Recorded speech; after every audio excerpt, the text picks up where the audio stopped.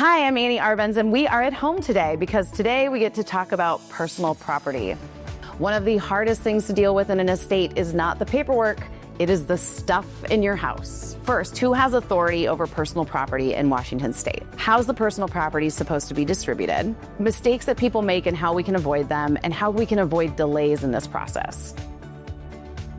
So one of the first things you have to understand is what is personal property, and a lot of people don't understand this because it's a legal term, but personal property is easier to understand what it isn't versus what it is. So it is not financial accounts or real estate, but basically everything else is personal property. It's stuff that you can touch. So that includes boats, cars, guns, jewelry, photos, mugs, clothes. It's everything in your house that you can touch that potentially people will fight over. So I find myself talking about personal property a lot with my clients because it causes all kinds of drama, and things that you wouldn't think cause problems end up causing the biggest problems that can be very expensive to handle. Like, who gets grandpa's favorite clock? Or who gets this mug that no one ever thought they cared about until after mom died? Or who gets dad's Rolex, right? It can be very expensive items and it can be very inexpensive items. The issue here is there's two types of value. One is sentimental value, the stuff that people have emotions about and feel connected to. And the second type of value is monetary value, right? So is it worth a lot of money? So when we're talking about diamond rings or antique guns or fancy cars, that has a lot of monetary value. But when we're talking about mugs or the centerpiece that was out every Christmas, that stuff doesn't always have a lot of monetary value, but it creates a lot of emotion, and that can cause a lot of problems in families. I've helped clients deal with absolutely bizarre arguments, like who is going to get this bag of socks that was in dad's closet. I think we can agree it's not about the socks, but there's some sort of emotional attachment to the socks, which I didn't understand and I will never understand. Other examples are fighting about duck calls on a lanyard, which I think if you priced it out would cost about $300, but the family ended up paying a lot more in attorney's fees to figure out where it was supposed to go. Another example are original photographs. These can be copied, right? They can be scanned. Everyone can have a copy of them, but I have talked to so many clients who want the originals so that they can keep the physical copy. This doesn't make sense. It doesn't make sense to pay attorneys to fight about it, so I would rather not, and that's why it's very important to think about this stuff and get it in writing to be clear about what you want to happen to everything. Okay, so big question is, who has the legal authority after someone dies to deal with all this stuff in the house? Typically, that is only the executor of the estate, and that is the person who has to be appointed by the court to deal with this stuff, right? So the big issue here is that the family doesn't have authority. Even though they feel like they do and they feel ownership over the items, they do not have legal authority, and that makes it very confusing for the executor, but also all the family members who think they're entitled to something. So spouses, for example, don't have the authority to deal with personal property, nor do the kids. It's only the executor. Even though it may seem harmless, people taking items out of a house just for safekeeping can be a major legal problem, so do not do that. Okay, so the question is, where do I look to figure out how to distribute all of this stuff after someone dies? The easy answer is you look to the will, and that person's will should give you direction on how to distribute it. And that's why it's important you get a will that says these things to tell the executor how to distribute everything, okay? So the will generally give very broad discretion to the executor to just deal with it and get it to the right people, and usually it splits it up and says, to my kids in equal shares. Then the executor has to work with the kids to make sure they all get an equal share of the personal property. As you can imagine, sometimes that goes very smoothly and sometimes it doesn't.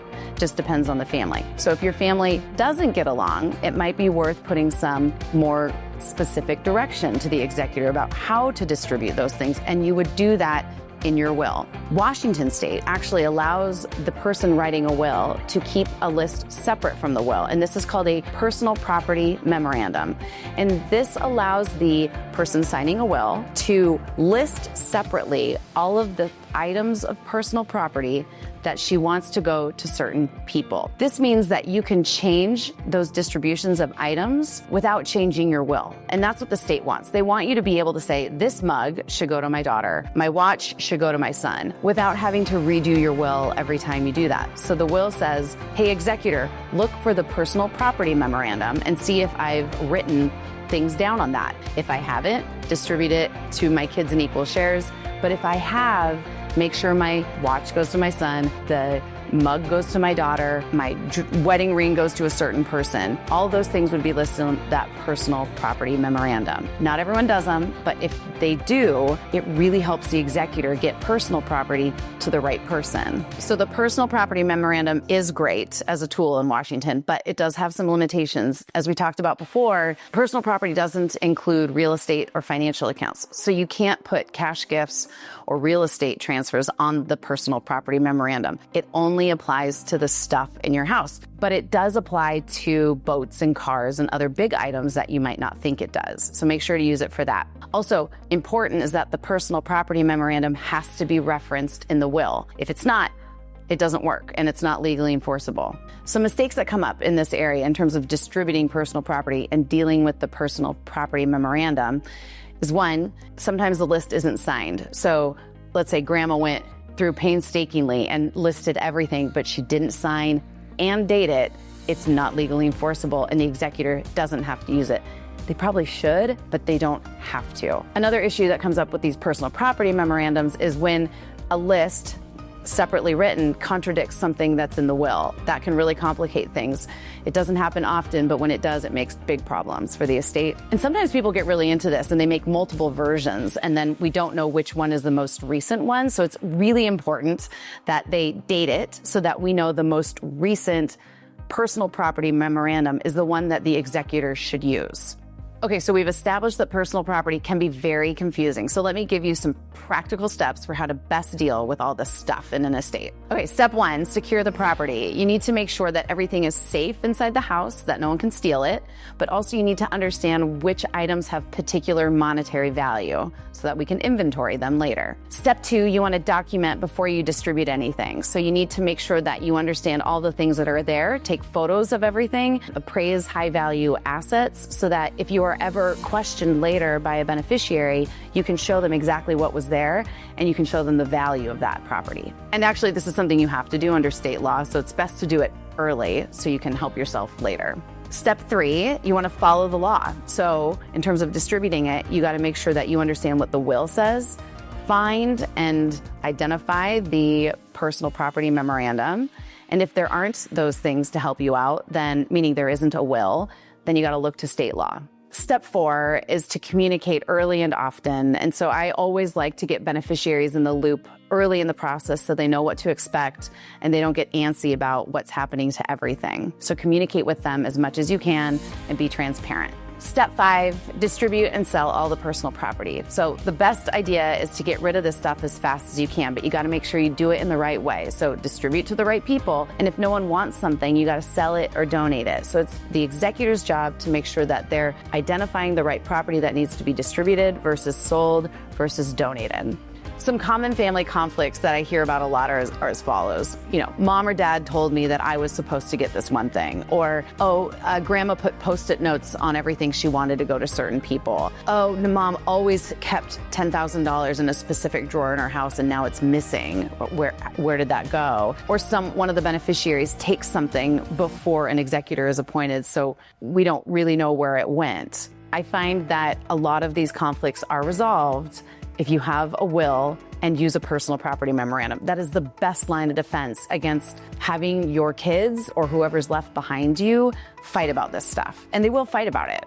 Even if they don't fight with lawyers, there will be some tension. So if you want to reduce tension, you've got to do the will, a personal property memorandum. If you have someone else come in and help with the distribution, maybe a third party that knows the family and can help you out, you can and should hire professional appraisers for big ticket items like property, boats, cars, jewelry. That usually mitigates conflict between siblings when they're trying to figure out who gets what. Another thing that I find is really successful with clients is that they do what's called kind of like a draft, where they each get to pick one thing, like a baseball draft. They go back and forth, each pick one thing until everything's gone, and then the executor just sells what's left. What I think is important to remember here is that the executor of the estate is representing the estate and not their personal interests. So what they help facilitate is supposed to be fair to everyone. I think it usually can be resolved by some sort of family meeting to say, this is what we think should happen. Let's be adults and figure this out together. But that's only if there isn't some clear direction from the person who died. So when it all comes back to that,